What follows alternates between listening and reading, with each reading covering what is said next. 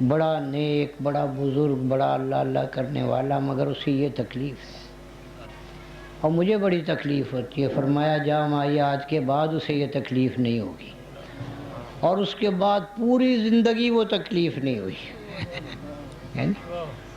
تو اصل میں دینے والے اور دلانے والوں کی بھی کچھ شانیں ہوتی ہیں، یہ میں نے اس لیے سنایا ہے، سمجھ گئے کہ دینے والے کی بھی کچھ شانیں ہیں اور دلانے والوں کی بھی کچھ شانیں ہوتی ہیں، لیکن ملتا سب کو ہے۔ تو مقصود میرا اصل میں ساری تکرار کا آپ کے ذہن کو بیدار کرنا ہے کہ مایوسی کے لیے کوئی راستہ نہیں ہے، بلکہ امید ہی امید ہے۔ اللہ والوں کے دروازے پہ آ کے کوئی جائے مایوس ہو کے تو پھر اور کہاں جائے گا بھائی، ہے نا؟ تو حق تعالی شانہ کے یہ وہ مقبول اور محبوب بندے ہیں کہ ان کے پاس آنے والا بھی نوازا جاتا ہے۔ اور بعض باتیں ذہن میں آتی ہیں، جیسے ایک حدیث میں ہے، حدیث میں آیا واقعہ ذاکرین کے بارے میں، تو وہ ملائکہ ان کی جو ہے نا کیفیت اللہ کے سامنے بیان کرتی ہیں کہ یا اللہ فلاں فلاں تیرے بندے تیری یاد میں مشغول تھے، تو ارشاد ہوتا ہے کہ اچھا وہ مجھ سے کیا چاہتے ہیں؟ تو انہوں نے اس کیا کہ وہ تیرا قرب اور تیری رضا چاہتے ہیں۔ تو ارشاد ہوتا ہے کہ کیا انہوں نے میرے قرب کی کیفیت اور میری رضا کے مظاہرے دیکھے؟ کہ یا اللہ دیکھے تو نہیں ہے، یؤمنون بالغیب، بغیر دیکھے ہی مانگ رہے ہیں۔ کہا کہ اگر کہیں دیکھ لیں تو ان کی طلب کا کیا عالم ہو۔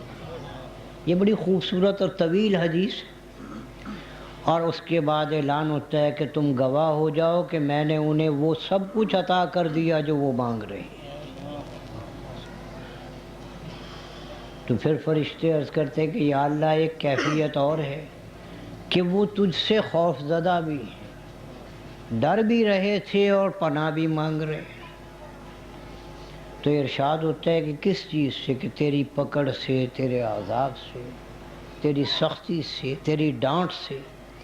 تو ارشاد ہوتا ہے کہ کیا انہوں نے یہ سب کچھ دیکھا ہے؟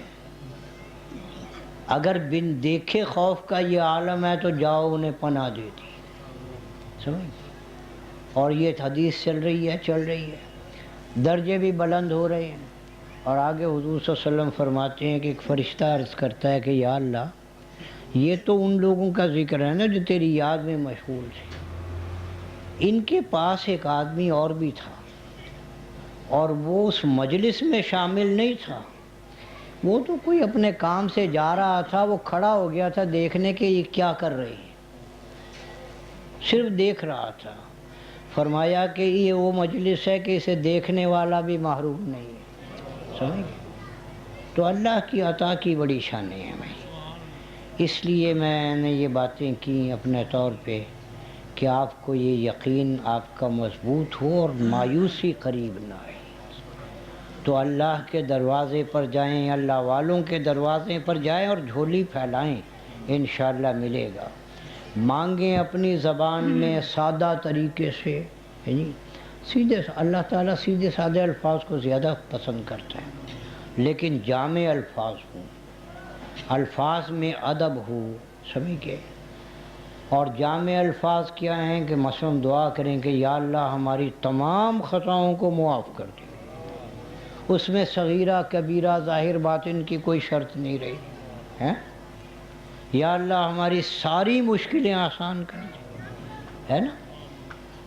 اسی طرح سے اجتماعی دعا کیا کریں، اور عام سادہ لفظوں میں کہ یا اللہ تمام مسلمانان عالم پہ رحم فرما، سب کی مشکلیں آسان کر، تو اللہ ایسی دعاؤں سے بہت زیادہ خوش ہوتی ہے۔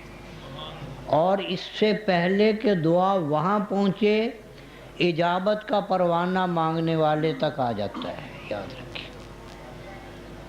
تو اب دعا کریں کہ حق تعالی شانہ ہماری آمد کو، نشست کو اور سماعت کو، جو کچھ ہم نے سنا ہے قبول فرمائے،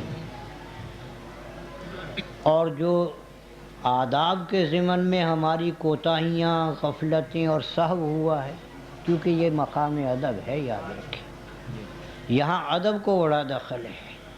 ادب کے معاملے میں اصل میں آج امت بڑی کمزور ہو گئی ہے اور ادب میں بڑی خیر رکھی ہے، یہ ایک مستقل عنوان بن سکتا ہے، لیکن اب چونکہ وقت اتنا نہیں ہے تو آداب کا ملحوظ رکھنا جو ہے وہ صرف کسی عمل یا کوشش کے بدلے کا حصول کا ذریعہ نہیں بلکہ برکات کا ذریعہ بھی ہے۔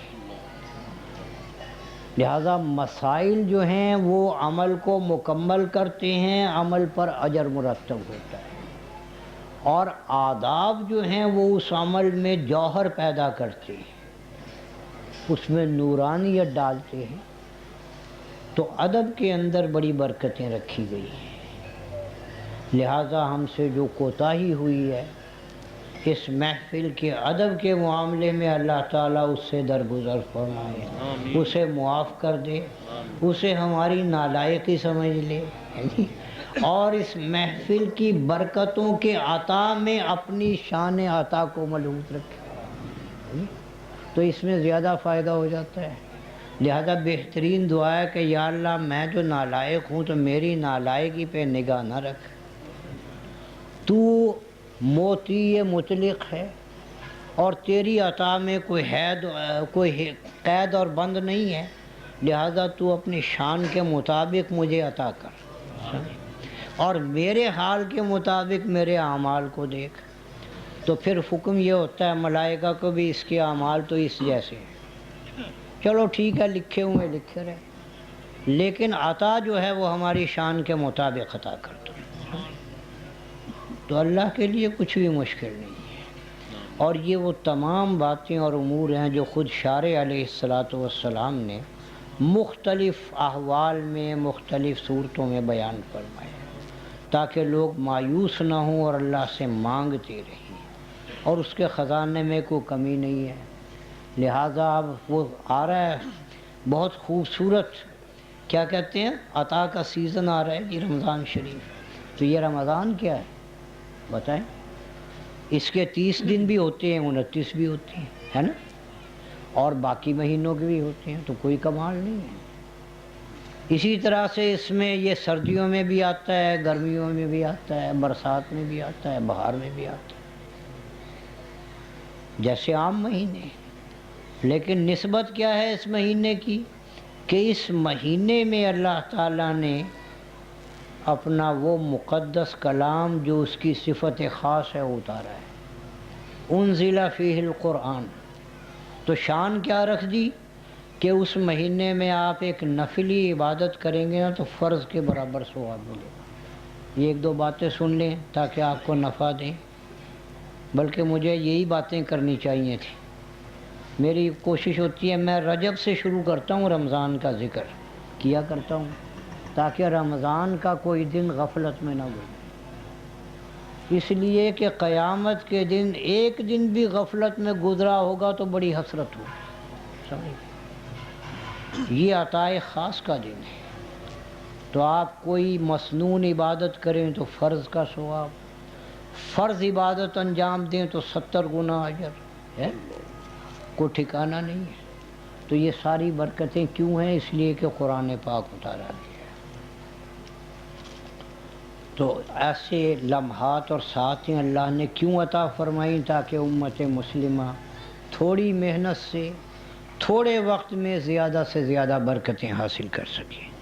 تو یہ خاص کرم ہے اللہ تعالیٰ کا، اور روزے بھی اسی مہینے میں رکھنے کا حکم دے دیا، لہذا روزہ فرض ہے، ایک فرض کا 70 گنا ثواب ہے جی، تو 70